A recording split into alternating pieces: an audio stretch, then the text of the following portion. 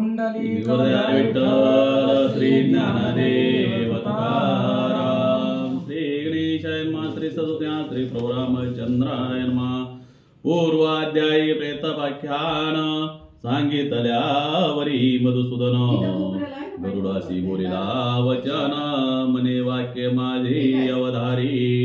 ग्रंथकर्ते या ठिकाणी सांगतायत की पाठीमागच्या अध्यायामध्ये प्रेताची कथा सांगितली आणि याच्यावरती गरुड महाराजाला भगवंत बोलू लागले, गरुडा आता हे झालं, ही प्रेताची क्रिया करावी लागते, हे सगळं मी सांगितलं, आता मी जी बोलणार आहे माझं वाक्य जरा लक्ष देऊ नाही, कारण का माझ्या वाक्याला साक्ष आहे महाराज, आणि मी जे बोलतोय ते सत्य आहे, सत्य असल्यामुळं जरा लक्ष देऊन ऐकत भगवंत गरुडाला सांगतात, तीन युगी गरुडा उत्तम कलियुग ही महाविषम चतुर्दश लोकी परम कठीण जान कलियुग।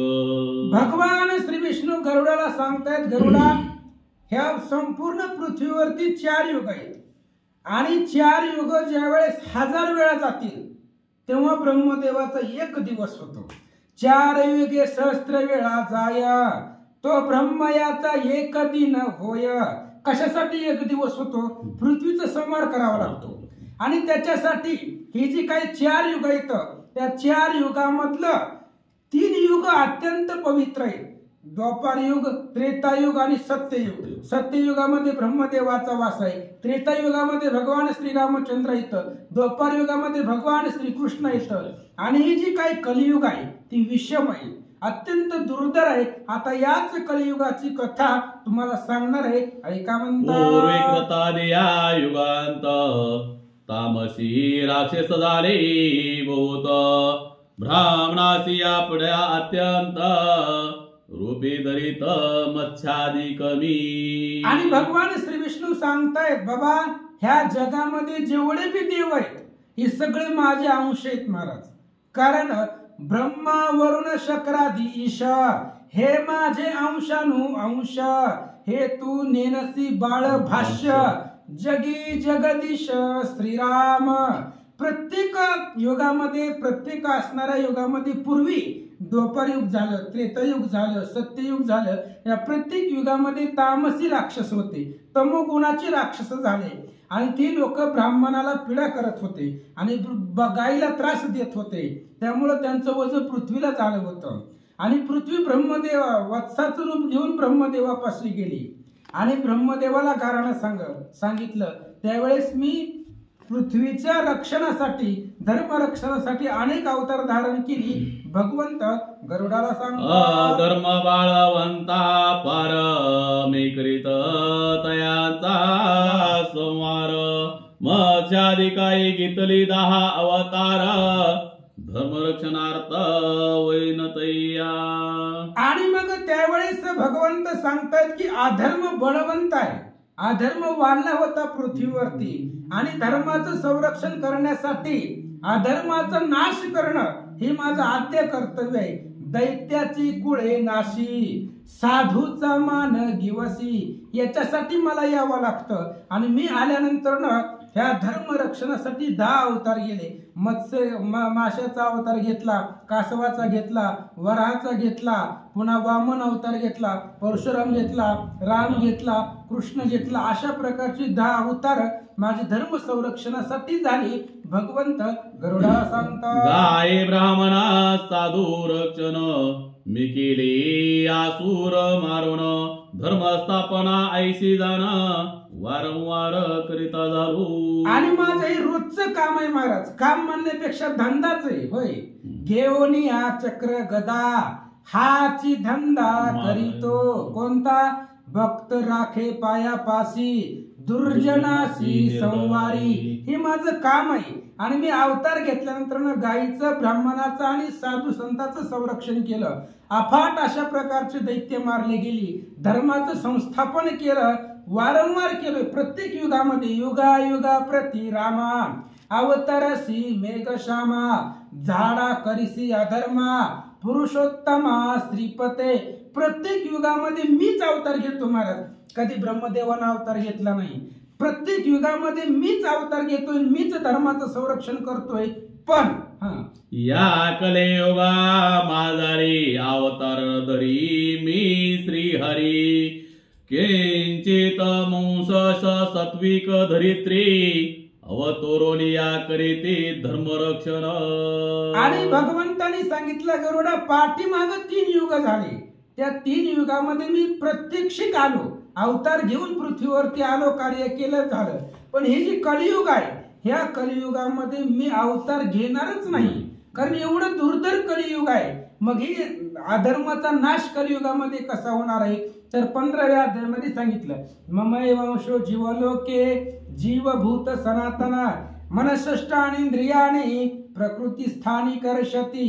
ह्या पृथ्वीवरती कलियुगामध्ये काही माझे अंश असणारे लोक आहेत, आणि माझे अंश असणारे म्हणजे साधू संत किंवा संत लोक.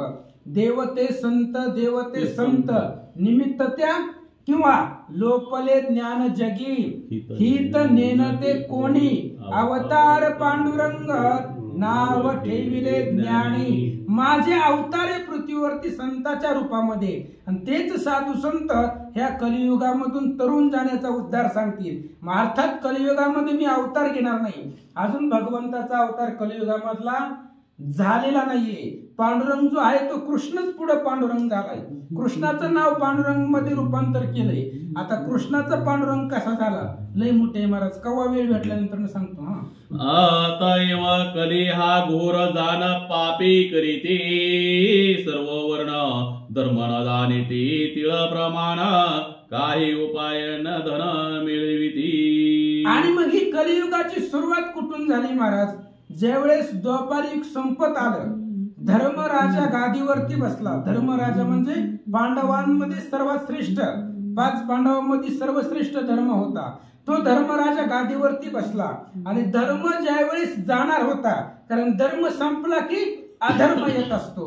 मग ज्यावेळेस धर्म जाणार होता, धर्म जाण्याच्या 3 महिने आधी कलियुगाला सुरुवात झाली. धर्माचं राज्य असतानाच 3 महिने द्वापार युगाच्या अंताला ही कलियुगाचा उगम निर्माण झाला. आणि या कलियुगामध्ये पापे करीती सर्व वर्ण, प्रत्येक वर्णामध्ये पाप आहे. माणसं पाप करतायत, ब्राह्मण पाप करतायत, वैश्य शूद्र पाप करतायत, म्हणजे कुणीही राहू द्या, जीवसृष्टीला आलेला प्रत्येक जण पाप करतोय. कशा कशा पद्धतीची पाप करतायत ऐका. पाप भय नसे चित्ते ब्राह्मण स्वधर्म नाचरती नीच अधर्म करीते पुत्र दूषिती माता पितरा. अहो ह्या लोकांना पापाची भीतीच राहिलेली नाहीये, काय व्हायचं ती पुढच्या पुढे बघू म्हणतायत. आजकाल महाराज लोकांचं कुणीच ऐकत नाही. मग ही जी पापाला कुणीच भीत नसल्यामुळं ब्राह्मण स्वधर्म ना आचरती, ब्राह्मण स्वधर्माचं आचरण करत नाहीत, नीच जी काही प्रवृत्तीची काम आहेत ते करतायत. पुन्हा पोरगा आई वडिलाचं ऐकत नाहीये, आणि आता तीच परिस्थिती चालू आहे. कोणताच मुलगा बापाच कधीच ऐकत नाहीये. मग त्यामुळं ऐकत तर नाही ऐकू द्या, पण आई बापाला सुद्धा नावं ठेवतात, आई बापाला घराच्या बाहेर काढतायत. अशा प्रकारे कलियुगाची सुरुवात होणार आहे. भगवंत गरुडाला सांगतात, गुरु आणि माता पितर स्त्री आणि शरणांगत नर धर्म यांची पालन करणार आईशी खगेंद्रा कोण नसे. आणि मग भगवंत गरुडाला सांगतात, गरुडा कलियुगामध्ये काय काय घडणार आहे मी तुला सांगतो. गुरुचं आणि आई वडिलाचं कोणी ऐकणार नाही. आज बघितलं तर गुरु आणि शिष्य परंपराच राहिली नाही महाराज. कारण का राहिली नाही, गुरु शिष्याला तंबाखू मागून खातोय, किंवा शिष्य गुरुच्या खांद्यावरती हात घालून फिरतोय. त्यामुळे गुरु शिष्याची परंपराच खंडित झाली. गुरु कुणाला म्हणावं, शिष्य कुणाला म्हणावं हेच कळना गेले लोकाला. त्यामुळं गुरुचं कोणी ऐकत नाहीये, आई वडिलाचं कोणी ऐकत नाही, स्त्रीचं संरक्षण कोणी करत नाही महाराज. एखादी जर स्त्री भेटली तर ती स्त्रीचं संरक्षण करण्याचं सोडून त्या स्त्रीमध्ये लोक संधी पाहत आहेत. हे कलियुग आहे. ह्या कलियुगामध्ये स्त्रीला कोणी शरणागत नाही, शरणागताचं संरक्षण कोणी करत नाही, धर्माचं पालन करणारा या युगामध्ये कोणी नाही.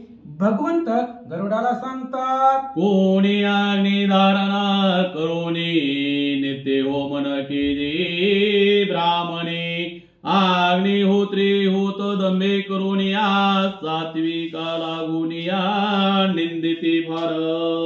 या कलियुगामध्ये महाराज लोकाला त्रास होणार, महाराज लोकांची निंदा होणार. काय काय होणार सांगितलंय. ब्राह्मण कुठल्याच प्रकारचं तपाचं आचरण करणार नाहीये. ब्राह्मणाचं पहिलं कर्म आहे की यज्ञ करणं. कोणी यज्ञ केलेला पाहिला का? नाहीये, करत नाही. ही परंपरा खंडित चालली आहे. पुन्हा सात्विकांना त्रास देतात. जी साधू सज्जनाच्या रूपामधली माणसं आहेत त्यांना त्रास देणार, त्यांची निंदा करणार, ही कलियुगामध्ये घडणार आहे. भगवंत सांगतात, वेदाध्यायन वर्जते ब्राह्मण इतस्तावा करीते भोजन शूद्रांत्याजादी संकेतान करीती भोजन कलिमाजी. अहो, वेद अध्यायापासून ब्राह्मण वर्जित झालाय. ब्राह्मणाचं पहिलं कर्तव्य यज्ञ करणं, दुसरं कर्तव्य वेदाचा अभ्यास करणं, अध्ययन करणं. याच्यापासून ब्राह्मण वंचित झालाय. आणि दुसरी गोष्ट महाराज, महत्वाचा मुद्दा आहे, कुठं बी जेवायचं नसतं. महाराज लोक डाब्यावर जातात जेवायला. त्याच्यामुळे जेवण भोजन करत असताना इथं असतं इकडे तिकडे भोजन करतायत. कुठेही अपवित्र जागेने जेवण करायचं नाही, त्या ठिकाणी जाऊन भोजन करायचं. याच्यामुळं काय व्हायला लागलं, कलीचा प्रभाव वाढायला लागला आणि भोजनामुळे माणसावरती परिणाम होतो. महाराज, आपण कुठलं अन्न खातोय, अन्नाचा परिणाम जीवावरती होत असतो. आपण ज्याच्या घरचं अन्न खातोय किंवा सात्विक ठिकाणाचं जर अन्न खाल्लं तर बुद्धी सात्विक होते. अपवित्र घरचं अन्न खाल्लं नाही, त्या जागेवरचं अन्न खाल्लं तर त्याचा दुष्परिणाम बुद्धीवरती होतो, असं सांगतात. निंदे कर्म करीते अपार क्षुद्रान्न बक्षिते विप्र ब्राह्मणासी धनरोप फार होता म्लेच्छा सेवक होती. आणि मग ब्राह्मण निंदे कर्म करणार, म्हणजे जे कर्म करायचे नाही तर अशी कर्म करतायत. आणि विप्र महाराज लोक सुद्धा वेश्याचे घरी जाऊन जेवतील, असं कलियुगामध्ये घडणार आहे. आणि ब्राह्मणाला लोभ वाढलाय, कारण आजकाल सुपारी ठरल्याशिवाय महाराज लोक कार्यक्रम करीत नाही. ही धनलोभ आहे. अहो, तुकाराम महाराजाचं प्रमाण आहे, जिथं कीर्तनाला जायचंय तिथं बुक्का लावू नये भाडा.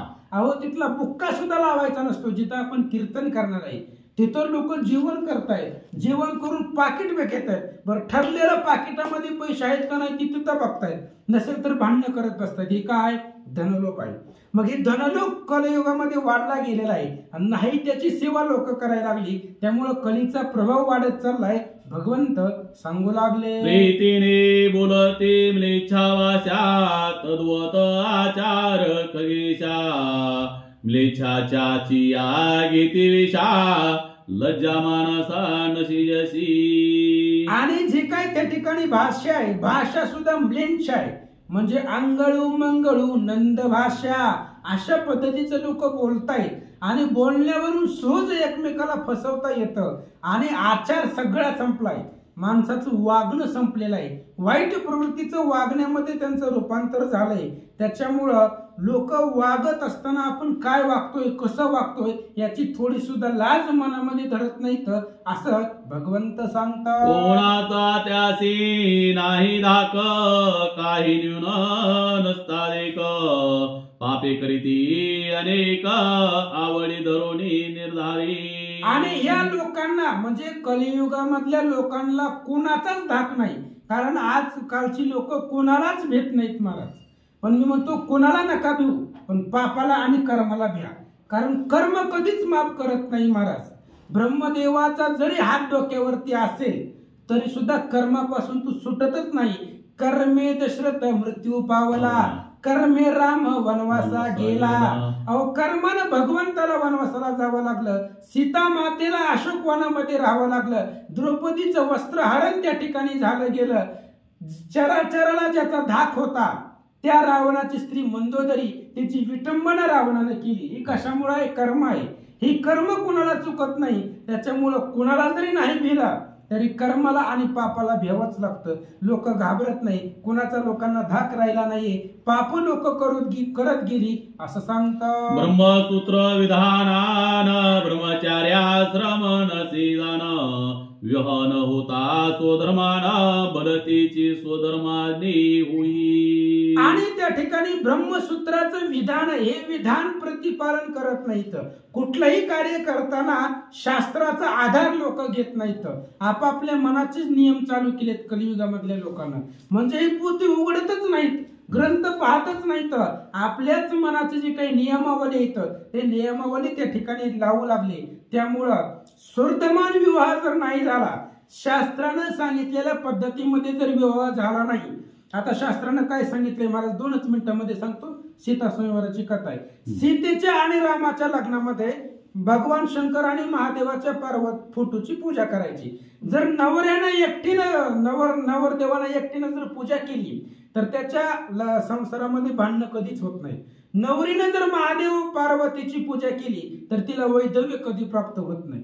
पण आपण ही करीतच नाही महाराज. कारण का नटफटा करायलाच वेळ नसतो लग्नामध्ये. त्याच्यामुळं हे जे काही कार्य आहे कार्य आपण करत नाही.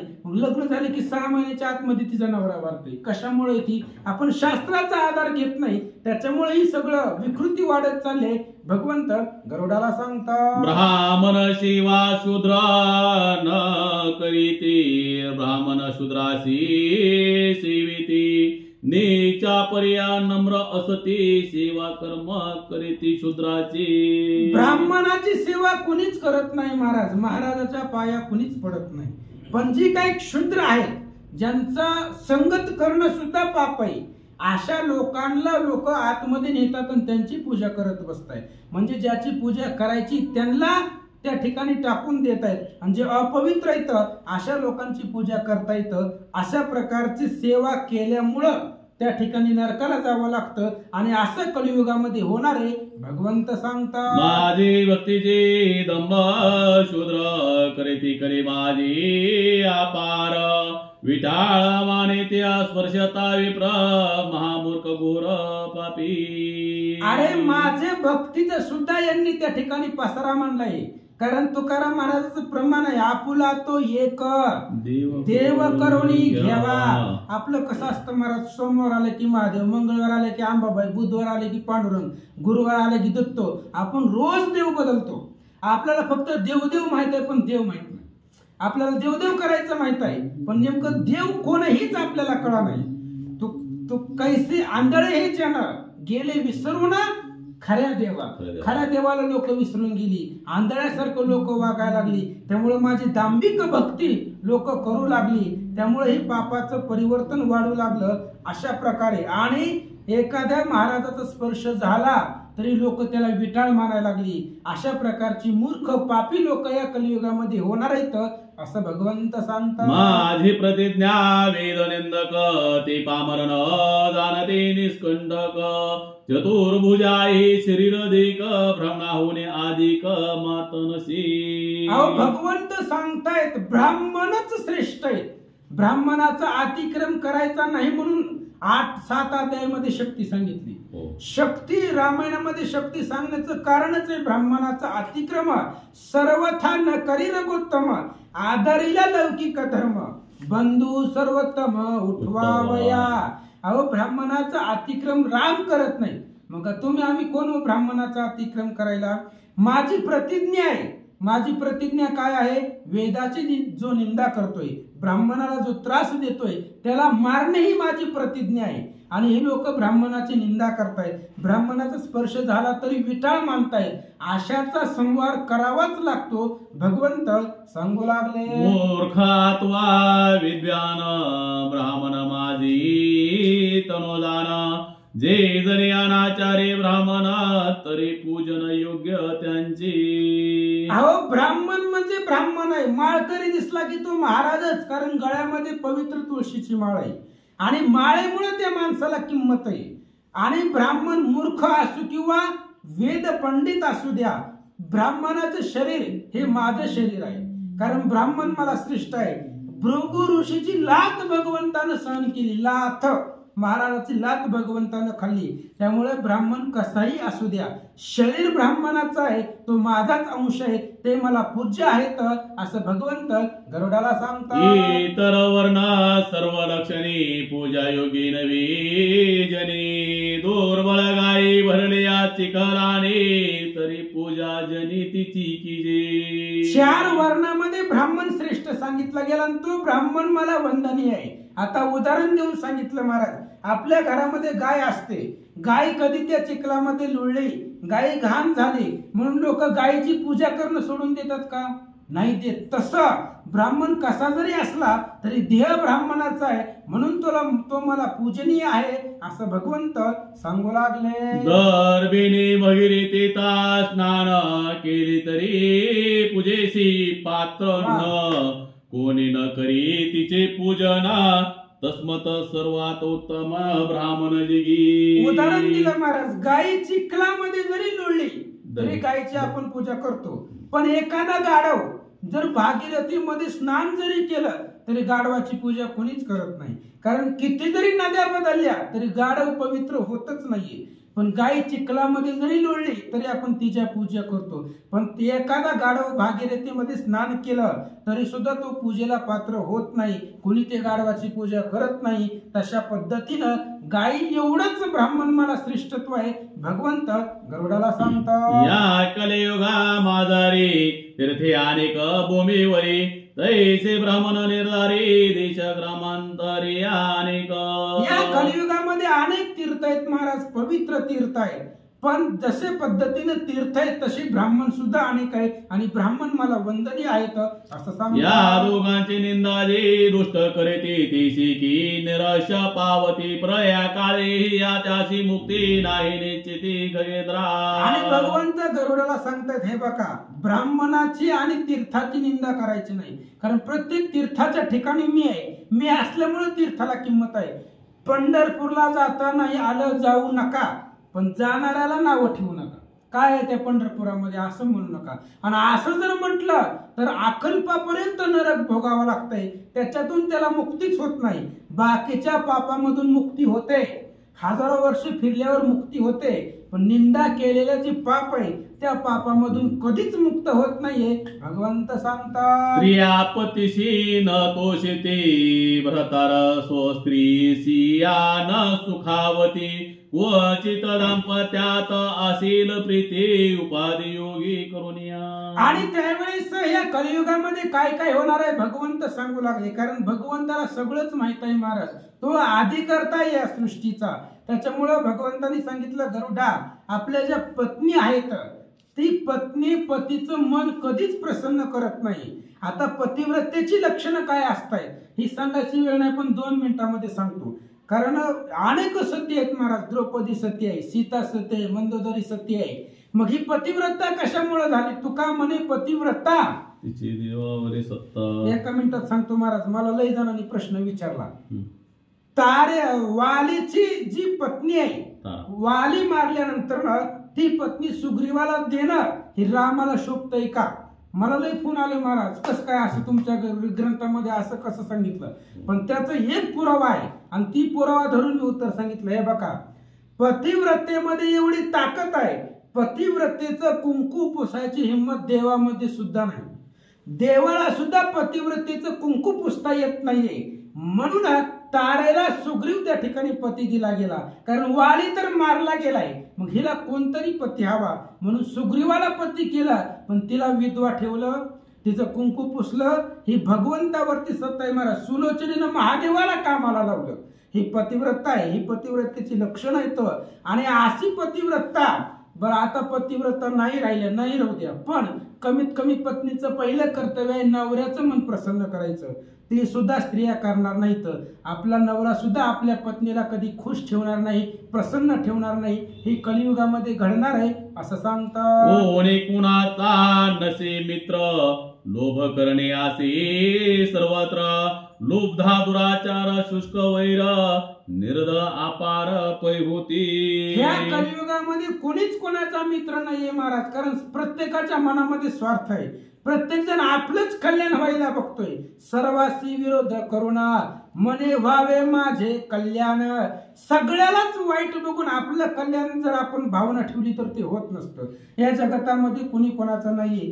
सगळ्यांच्या मनामध्ये लोभ आहे, सगळ्यांच्या मनामध्ये कामना आहेत, लुब्ध झालेली लोक आहेत, दुराचारी आहेत असं सांगतात. दुर्गमाने आशा बहुत शेवटी कली प्रजा समस्त क्षुद्र म्लेच्छा प्रजा प्रसवता शूद्र होता पारजन.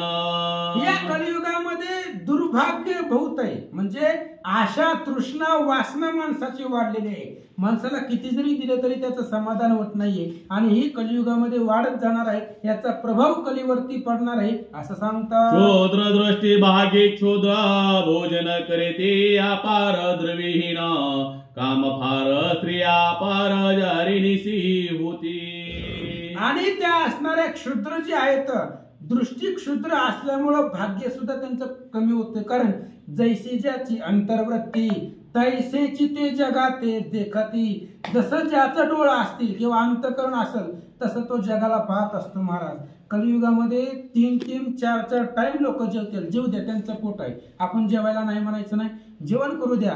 पण द्रव्यहीन कुठल्याच प्रकारचं त्या ठिकाणी पैसा नसताना सुद्धा माणसाचं काम वाढत चाललाय. स्त्रिया सुद्धा वेशीचं काम त्या ठिकाणी करू लागले, तर स्त्रिया सुद्धा वाईट प्रवृत्तीनं वागू लागल्या असं भगवंत सांगतात. जिवंत पतीसी त्यागिती राजन दंड त्या प्रती भ्रतार मेल्या दुसऱ्या करीती कोणी न निंदिती तयासी. अहो कलियुगामध्ये असं होणार आहे. नवरा जरी जिवंत असला तरी घटस्फोट नावाचा एक प्रकार येणार आहे आणि त्याच्यामध्ये जिवंत नवऱ्याचा त्याग केला जातो आणि दुसऱ्या बरोबर पत्नी निघून जाते. म्हणजे जिवंत नवरा असताना सुद्धा दुसरं लग्न करणं आशांचं काम आहे. राजानं त्यांना दंड करावा, पण राजाच भ्रष्टाचारी निघणार आहे कलियुगामध्ये. त्याच्यामुळे राजा याच्यामध्ये लक्ष घालणार नाहीये.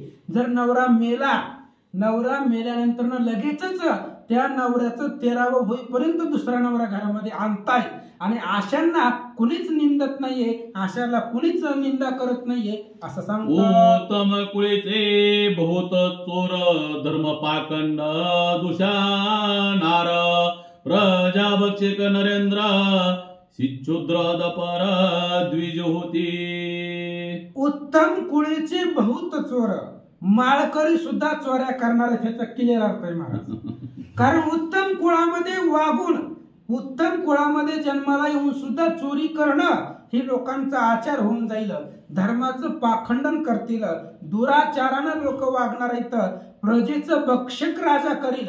राजानं प्रजेचा सांभाळ करावा लागतो, पण प्रजेचा पैसा लुटण्याचं काम राजा करणार आहे असं भगवंत गरुडाला सांगतात. त्यागे ब्रह्मचारी कुटुंबियाती अनाचारे तपस्वी राहते ग्रामांतरे अर्थलोभ भारी संन्यासी होते. काय सांगितलं? ब्रह्मचारी आहे ती व्रताचा त्याग करणार आहे. कुठलाच ब्रह्मचारी व्रत परिपालन करणार नाहीये. कुटुंबी जे आहेत, गृहस्थ आश्रमामध्ये स्वीकार करणारे लोक अनाचारानं वागणार आहेत. त्यांच्या वागण्यामध्ये आचार नसणार आहे. तपस्वी जे आहेत, आता तपस्व्याचा नियम असा असतो, तपस्व्याने गावामध्ये राहायचं नसतो, पण तपस्वीच घरामध्ये येऊन राहतील असं कलियुगामध्ये घडणार आहे भगवंत सांगतात. संकटे सेवका स्वामी ते त्यागे ते पिता माता व्रता सुहेदाम्रते सुहदात्व नसे निचे ते दिन जारी होती कलित नर. स्वामी आणि सेवक नावाची प्रथा कलियुगामध्ये राहणार नाही. जर आपला स्वामी संकटामध्ये असेल तर सेवकाचं काम आहे स्वामीला संकटामधून बाहेर काढणं. तर ज्यावेळेस स्वामीवर संकट असेल त्यावेळेस सेवक तिथून पळून जाणार. आई वडिलाचं कोणी ऐकणार नाहीये. आई वडिलाला त्रास देणार, त्यांचा त्या ठिकाणी त्रास होणार. पुन्हा याच्यामध्ये सोहदत्व नाहीये. अंतकरणामध्ये जी काही प्रेमाची भावना आहे ती प्रेमाची भावना राहणार नाहीये. ज्या लोक कलियुगामध्ये होणार आहेत असं सांगतात.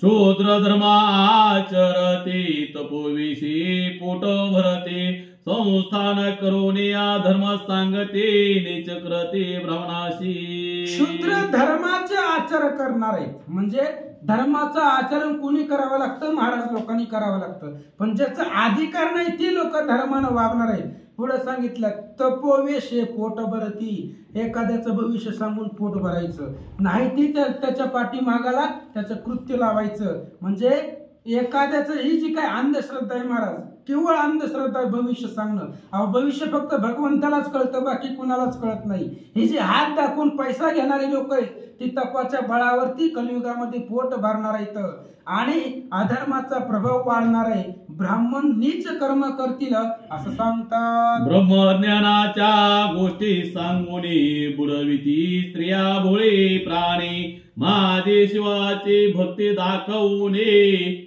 वर्णाश्रम कुळाचार बुडविती. त्यावेळेस भगवंत सांगतायत ही कलियुगामधले जी महाराज सगळे डुप्लिकेट होणार आहे. का सांगायला लागलो मी असं? ब्रह्मज्ञानाच्या गोष्टी सांगणार आहे. या महाराजाला ब्रह्मज्ञान कळतच नाही, ब्रह्मज्ञान कसं असतं हे महाराजाच्या लक्षात येत नाही, तरी सुद्धा तो दांभिक महाराज ब्रह्मज्ञानाच्या गोष्टी सांगणार आणि स्त्रियेला बुडवणार, आतमध्ये जाऊन त्या ठिकाणी पैसा लुबाडणार. शेवटी भगवंत सांगतायत माझ्या शिवाची भक्ती दाखवणे. अहो भगवान श्री विष्णू हे भगवान शंकराला स्वामी मानतायत. शिव श्रीरामा ते ध्याय, शिव वंदी श्रीराम पाय. महादेव आणि त्या ठिकाणी भगवान श्री विष्णू दोन्ही एकच आहे. तुका म्हणे हरिहरा भेद नाही दुसरा. त्यामुळे लोकांनी याच्यामध्ये भेद केला. माझा जो महादेव आहे स्वामी, त्या महादेवाच्या भक्तीनं त्या ठिकाणी लोकांना बुडवणार, त्या दांभिक भक्ती दाखवून लोकांकडून अनाचार करून घेणार ही कलियुगामध्ये घडणार. भगवंत सांगतो तन मेला उत्तम वस्त्र घोषणी नसतील फार, विद्याहीन सर्व नर भ्रष्टाचारी कलियुगी म्हणते. पहिल्याच वेळेमध्ये सांगितलं महाराज न मिळेल उत्तम वस्त्र म्हणून आता मांडीपर्यंत कपडे घालायची फॅशन आली. उत्तम वस्त्र नाहीये, लग्न झालेल्या स्त्रियेनं साडी मध्येच राहावं लागतंय. पुन्हा गाऊन नावाचा प्रकार आला. हे जे काय उत्तम वस्त्र आहेत हे लोक आचरण या वस्त्राचा करणार नाहीत. हाफ चड्डी घालून गावामध्ये फिरणार, फाटकी कपडे फॅशनची कपडे घालणार. त्याच्यामुळे उत्तम वस्त्र म्हणजे महाराज चरणा अंगुष्ट ही दिसेना. लग्न झालेल्या स्त्रियेचं डोक्यावर पदरापासून पायाच्या अंगठ्याचं बोट सुद्धा दिसत नाही आणि दिसून याला पतिव्रता धर्म म्हणायचं. पण अशी लोक वागणार नाहीत. पुढं काय सांगितलं? विद्याहीन सर्व नर, माणूस शिकणारच नाहीये, अधर्मी अज्ञानी राहणार आहे आणि भ्रष्टाचार त्या ठिकाणी करत जाईल असं सांगतात. सहस्रवध्या न्याय करून द्रव्याची करीती मिळवण, मग त्याशी लोक म्हणते महागुणे कवडीसाठी मैत्र तोडीती. हजारो प्रकारचे अन्याय करायचा आणि पैसा कमवायचे अनेक साधन आहेत महाराज.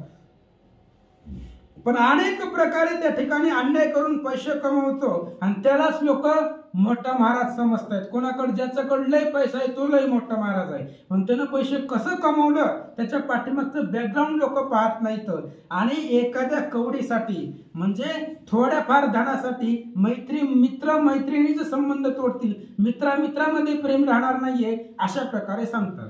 शिष्णुरंभर पुत्र त्यासी हासते त्याचे पितरांचा तोचे आचारा, म्हणून पुत्र हासते पितरा. पुत्र आणि पिता याच्यामध्ये त्या ठिकाणी भांडणं होणार आहेत. मुलगा त्या बापाला नाव ठेवणार आहे, बाप मुलाला नाव ठेवणार आहे. काय लोक म्हणतात महाराज आमचं मुलगा आमचं पोरगा आमचं ऐकत नाही. लहानपणी जर तू त्याला सांगितलं असतं, रोजच्या रोज पोतीला पाठवलं असतं तर त्यानं तुझं आज ऐकलं असतं. आता तुझं ऐकत नाही, यात तुझी चुकी आहे. आता ऐकत नाही तो कधीच ऐकत नाही महाराज. 18 वर्षापर्यंत पोराला जे वळण लागतं ते वळण मरेपर्यंत राहतं. 18 वर्षानंतर ना त्याच्यावरती काहीच परिणाम होत नाही. पालत्या घागरीवर पाणी जसं वाचल्यावर ते वाया जातं तसं 18 वर्ष मुलाला झाल्यानंतर त्याला किती ज्ञान शिकवा ते त्याच्या डोक्यामध्ये बसत नाही. म्हणून पोरगा बापाची निंदा करणार आहे, बाप पोराला नाव ठेवणार आहे. हे कलियुगामध्ये घडेल असं सांगतात. जन्म आचार उदय गुण करे माझी धनाचे प्रमाण, धर्म न्याय व्यवस्थे लागुण बळची कार्यान खगेद्रा. याला तुकाराम महाराजाचं प्रमाण आहे. पोटासाठी संत झाले कलित बहुत. बहुत. पोटासाठी संत होणार आहेत महाराज. कलियुगामध्ये पैशालाच किंमत होणार आहे, पैशालाच किंमत मिळणार आहे. त्या पैशाच्या पुढे आचार सगळा गवताप्रमाणे आहे. आचाराला कोणी किंमत देणार नाहीये. धर्म न्याय व्यवस्था याला कोणी विचारणार नाहीये. सगळं पैशानं कलीचा प्रभाव वाढणार आहे. भगवंत गरुडाला सांगतात, स्त्री पुरुषांची आरत्यार्थ प्रीती सर्व व्यवहार माईक होती. सामान्य स्त्री पुरुष हेतुरती विपृथ्वी कारण सूत्रची. स्त्री पुरुषामध्ये लग्न झाल्यानंतर प्रेम असतं, ते प्रेम राहत नाहीये. स्त्री पुरुषामध्ये कलह निर्माण होतो. कलह निर्माण झाल्यामुळं घर व्यवस्था सुरळीत चालत नाहीये. आणि कलियुगामध्ये झाल्यानंतर स्त्री पुरुषाच्या संबंधाला जास्त किंमत दिली जाणार आहे. स्त्री पुरुषामधले जे संबंध आहेत त्या संबंधापुढे बाकी आई वडिलाला कुणीच किंमत देणार नाहीये. सासू सासऱ्याचा कुणीच सांभाळ करणार नाहीये. ही सगळं कलियुगामध्ये घडणार आहे असं भगवंत गरुडाला आश्रम चिन्हे मात्र धरते आचरण स्वल्पही नाचरते. चपलवाने तो पंडित म्हणते निंदित्व पावते दरिद्री. अहो त्या ठिकाणी सांगितलं महाराज, भरपूर इस्त्रीची पांढरी कपडे घातले म्हणजे तो महाराज होत नसतो. महाराज होण्यासाठी पांढरी कपडे घालणं उपयोगाचं नाही, आचरण महत्वाचं आहे. आचरणाशिवाय, कारण कलियुगामध्ये असंच होणार आहे, महाराज इस्त्रीचा ड्रेस घालून फिरणार आहे पण त्याचे आचरण किंचित सुद्धा नाहीये. पांढरी कपडे घातल्यानंतर त्याचं आचरण स्वल्पही नसतं, किंचितही त्याचं आचरण नसतं. पुन्हा एक महाराज खूप बोलतो, महाराज खूप त्याच्याकडे ज्ञान आहे, चप्पल वृत्तीनं बोलतो म्हणून ही काही लोक आहेत त्याची निंदा करतील असं सांगतात. पुंडलिकावर श्री ज्ञानदेव तुकाराम पंढरीनाथ भगवान की जय. दंभ कर्त्यासी मनती साधो स्वीकार मात्र विवाहो. स्नाने अनेक विप्रबंधो झाले म्हणती सर्वदा. वाईट प्रवृत्तीचे साधू कलियुगामध्ये होणार आहे. म्हणजे साधू कुणाला म्हणावं हेच कलियुगामधल्या लोकांना कळत नाहीये. कारण कसं असतं, दांभिक वृत्तीनं वागतायत लोक, त्याच्यामुळं त्यांनाच साधू म्हणतील, त्यांच्याच पाया पडतील, त्यांनाच घराला आणतील. आणि विवाह पद्धतीचे जे काही कार्यक्रम आहेत ते सुद्धा धर्मानं सांगितल्या पद्धतीनं होणार नाहीत. पुन्हा त्या ठिकाणी सांगितले गेले जे काही ब्राह्मण आहेत ते आचरणही न वागतील असं ग्रंथकर्ते सांगतात. दुरुस्त होईल तीर्थबुद्धी केशधारणी लावण्याची अवघी. उदक पूर्णार्थ सर्वांची बुद्धी दौरे सत्यत्व जाणीजे. आणि त्या ठिकाणी तीर्थाची बुद्धी एखाद्याला कधीच वाटणार नाही माणसाला कधीतरी जाऊन पंढरपूरचं दर्शन घ्यावं. बरं स्वतः जात नाही, दुसरा जातोय त्यालाही जाऊ देत नाही. आणि सगळ्यांची जी बुद्धी आहे ती फक्त पोट भरण्यासाठीच राहणार आहे. आपलं पोट भरलं, बाकी जगाचं कुणाचंच कुणाला घेणं देणं नाहीये. म्हणजे स्वार्थ कलियुगामध्ये वाढणार आहे असं सांगतात. कुटुंब पोषकासी दक्ष म्हणती एषा विषयी धर्म सेविती. निर्दय राजे प्रजा लुटिती चोर धर्मे करुनिया. कुटुंबाचं पोषण करणं प्रत्येकाचं कर्तव्य आहे, हे करावंच लागतं संसाराला आल्यानंतर. मग पुन्हा त्या ठिकाणी सांगितलं अशा विषयी धर्मसेवती. मला लोकांनी महाराज म्हणावं म्हणून याच्यामध्ये लोक येत आहेत. लोकांनी माझ्या पाया पडावं म्हणून पांढरी कपडे घालतायत. लोकांनी मला मान सन्मान द्यावा म्हणून गळ्यामध्ये माळ घालतायत. यशाविषयी आपलं यश वाढावं याच्यासाठी धर्माचं सेवन करतायत. पण धर्म सेवन करत असताना धर्माच्या गोष्टी कोणी सांगणार नाहीत. निर्दय राजे प्रजा लुटिती. राजामध्येच दया राहणार नाहीये, प्रजेचं लुटमार तो करणार आहे. चोर चोरच धर्मानं वागणारे होणार आहेत. म्हणजे चोर सुद्धा त्या ठिकाणी अधर्मी होतील.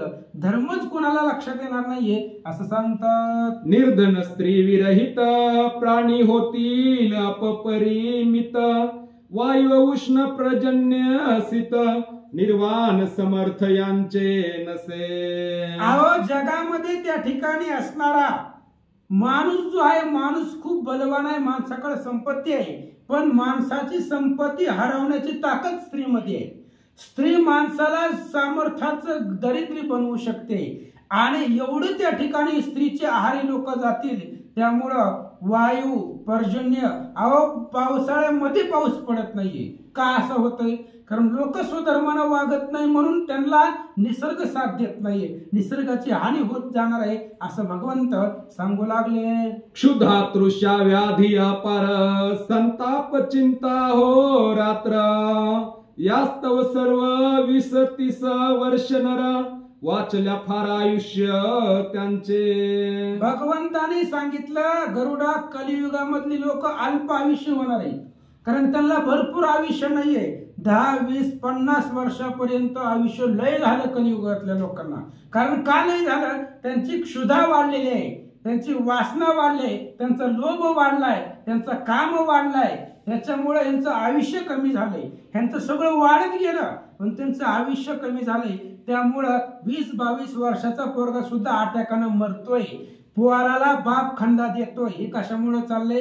कलियुगामध्ये घडणाऱ्या गोष्टी आणि त्या आता सध्याला घडत आहेत असं या ठिकाणी सांगतात. अपार होईल पाखंड धर्म चोर प्राय नरेंद्रोत्तम सोडिती ब्राह्मण स्वचार धर्म अर्नुत जन सर्व बोलती. आणि याच्यामध्ये कलियुगामध्ये धर्माचं खंडन होणार आहे.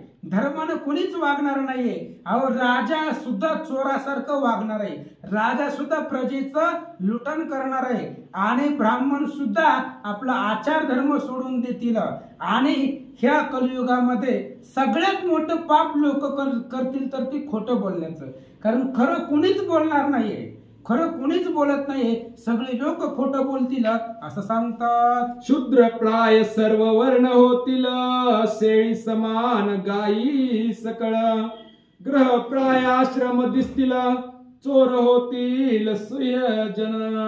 अहो सगळे वर्ण जे आहेत वैश्य शूद्र ब्राह्मण आणि क्षत्रिय ह्याच्यामध्ये सर्वश्रेष्ठ वर्ण ब्राह्मण सांगितला, नंतर क्षत्रिय सांगितला, नंतर वैश्य आणि क्षुद्र. पण क्षुद्र धर्मच सर्वश्रेष्ठ होईल आणि या 3 वर्णाला काहीच किंमत राहणार नाहीये. गायीचं जे काही प्रमाण आहे, गायीचं जगामध्ये काय सांगितलं ना 33 कोटी देव गायीच्या पोटामध्ये. पण गायीचं प्रतिपालन कुणी करणार नाही. तर गायीला शेळीसारखा आचार देतील, शेळीप्रमाणे गायीचं संरक्षण करतील. आणि चोर सुद्धा घरातल्या घरात चोरी होईल. भाऊ भावाची चोरी करणार आहे म्हणजे आपल्याच रक्तामधली लोक आपलीच चोरी करणार आहेत. म्हणजे जवळचे लोक सुद्धा चोर होतील असं सांगतात. धान्य होतील अनुप्रमाण महावृक्ष होतील लहान विजा मात्र मेघी जाण घरे ओस पडतील फार. कलियुगामधल्या लोकांवरती पृथ्वी नापीक होणार आहे. पृथ्वीवरती धान्य सुद्धा येणार नाही महाराज. अफाट शेतकरी आत्महत्या करायला लागले. का? त्यांचं केलेलं कष्ट वाया चाललंय. शेतामध्ये काही पिकतच नाही. कसं पिकलं असं वागल्यामुळं, ही आचरणाचा त्याग केल्यामुळं पृथ्वी सुद्धा नापीक होऊन जाईल. पृथ्वीवरती धान्य येणार नाहीये. अहो मोठमोठाले झाड पृथ्वीवरती होते. राम अवतारामध्ये पहा, रामाच्या कृष्णाच्या अवतारामध्ये जंगल होती सगळी. आता कुठं जंगल राहिलेलं नाहीये, झाड कुठंच राहिलेलं नाही. सगळे मोठाले झाड सुद्धा लहान झालीत आणि विजा पडून एखाद्याचं घर जळलं असं कलियुगामध्ये घडणार आहे भगवंत सांगतात. ऐसा होईल स्वधर्म जाण स्त्रिया फिरतील लज्जा टाकून ऐसे कलयुग दारुण कोटीत एक सधर्म आचरे. अशा प्रकारचा स्वधर्म होणार आहे. म्हणजे लोक अधर्म करतील पण तो अधर्मच स्वधर्म होणार आहे. म्हणजे अधर्मानं जे वागणारे लोक आहेत त्या अधर्मालाच आपला धर्म समजतील. मग काय त्या ठिकाणी अधर्म होणार आहे? स्त्रिया फिरतील लज्जा टाकून. अव स्त्रिया सुद्धा लाज सोडून देतील आणि लोकांमध्ये कसं वागावं हे स्त्रियांना कळणार नाहीये. कलियुगामध्ये एक महात्मा असेल, कोट्यावधी लोकांमध्ये एकच असेल जो धर्मानं वागतोय, जो आचरणाचं नियमाचं पालन करतोय. असं कोट्यावधी लोकांमध्ये एखादा असेल असं सांगतात. स्त्रियांत होईल धर्म क्वचित शूद्र माझी दिसेल किंचित ब्राह्मण धर्माचे घर निश्चित धर्म राहत तेथेची सदा. अहो स्त्रियाही धर्मानं वागत असतील तर पृथ्वी सुरळीत चालते. पण स्त्रियांमध्ये धर्म किंचित राहणार आहे. किती? किंचित तिळा एवढा धर्म स्त्रियांमध्ये राहणार आहे. म्हणजे सगळ्या कलियुगामधल्या स्त्रिया अधर्मानं वागणार आहेत. क्षुद्रांमध्ये सुद्धा किंचित धर्म दिसेल. मग धर्म राहतो कुठं? ब्राह्मण जो आहे, ब्राह्मण जर आचरणानं वागला तर त्याच्या घरी धर्म राहतो असं सांगतात. परी क्वचित लोभे नासेल, लोभे तीर्थासी जातील, लोभे शिवासी भजतील, विष्णू पूजतील, लोभे करुणी. कलियुगामध्ये लोभ वाढलाय महाराज. लोभ म्हणजे वासना वाढले, आशा वाढले, आपल्याला मिळावं. आता लोक तीर्थाला जात आहेत. तीर्थाला कशामुळे जातात? कोण जातं तीर्थाला? कुणाची कशाची तरी कमतरता आहे म्हणून लोक तीर्थाला जात आहेत. पण लोभ पूर्ण करण्यासाठी लोक तीर्थ करतील.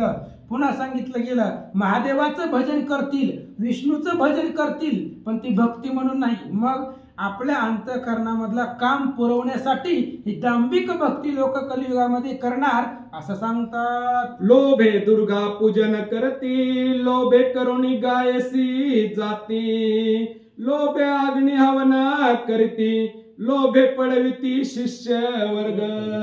लोभ असल्यामुळे हे होणार आहे. नवरात्रामध्ये देवीची पूजा स्त्रिया करतायत, पण कशामुळं? काहीतरी देवी पुढे मागणं करतायत. 9 दिवसाच्या पूजेमध्ये देवी तुम्हाला प्रसन्न होईल, तुमचं मागणं पुरविल का?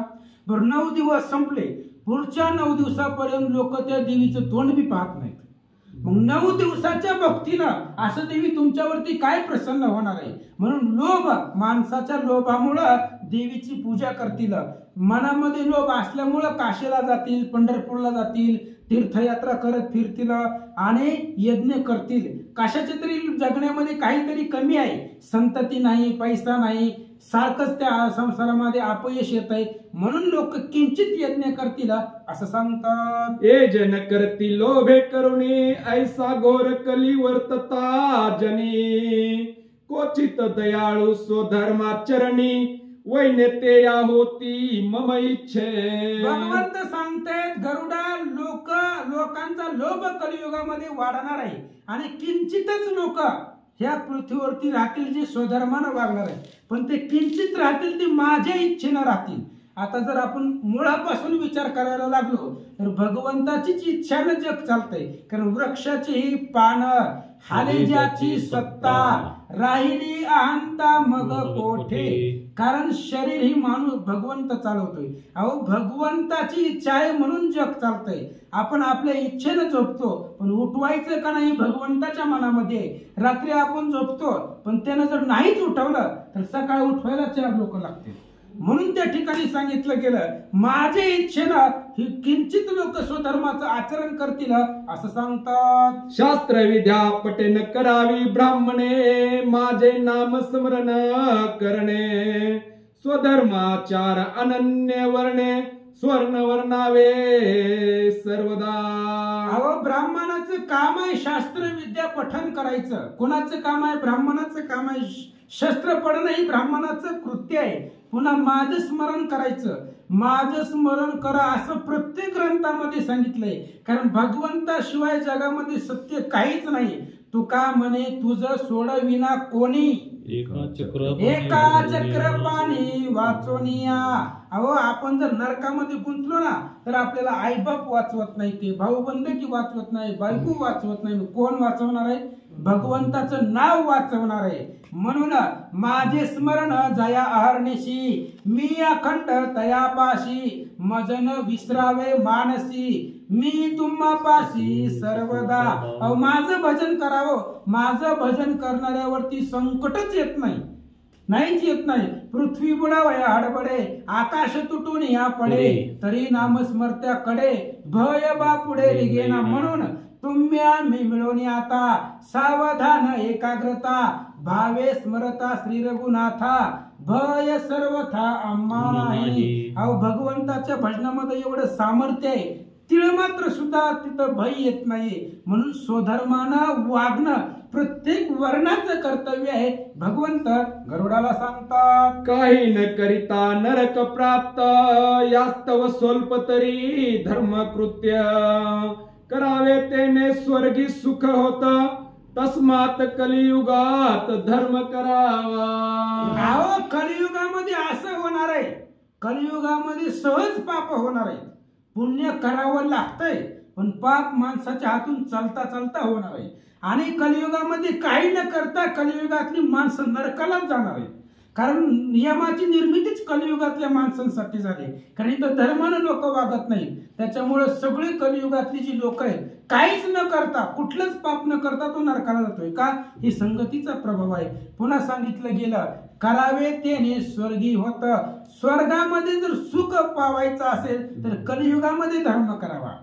कलियुगामध्ये जर तुम्ही धर्मानं वागला तर स्वर्गामध्ये तुम्हाला सुख मिळेल, भगवंत सांगू लागले. मनुष्य जन्म कलित झाला तरी धर्म आचरता भला, न आचरता 84चा भला, गेराच लागला त्याचे पाठी. अहो, माणसाचा जन्म कुणाला मिळत नाही महाराज. पाप पुण्य करुणी जन्मा येतो प्राणी, नरदेहा येऊनी हानी केली. पाप पुण्य समान असल्यावर माणूस मनुष्याच्या जन्माला येतो. आणि मनुष्याचा जन्म कलियुगामध्ये जर झाला तर त्यानं धर्माचं आचरण करावं.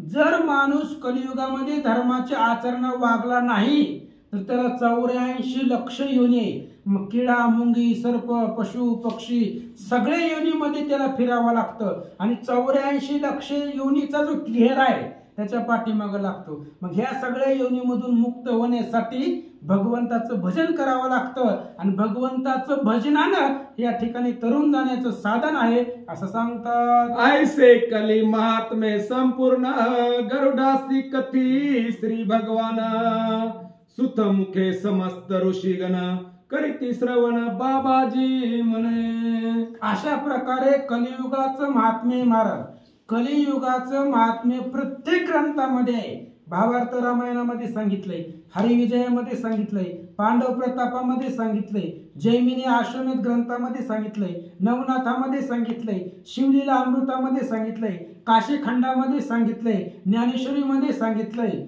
सगळ्याच ग्रंथामध्ये कलियुगाचं वर्णन सांगितलंय. का? सांगणं गरजेचं आहे महाराज. अशा प्रकारचं कली महात्म्य किंचित सांगितलंय. आता जे सांगितलंय ते किंचित आहे. मग अनेक कलियुगामध्ये अधर्म माजणार आहे. अशा प्रकारचं कलियुगाचं महिमानं भगवंतानी गरुडाला थोडक्यात सांगितलं असं सांगतात. कुंडली श्री गरुड पुराणे प्रेत कल्पे गरुड नारायण संवादे, कलियुग धर्म कथनाम नाम पंचदोषोध्याय. श्री कृष्णार्पणमस्तु.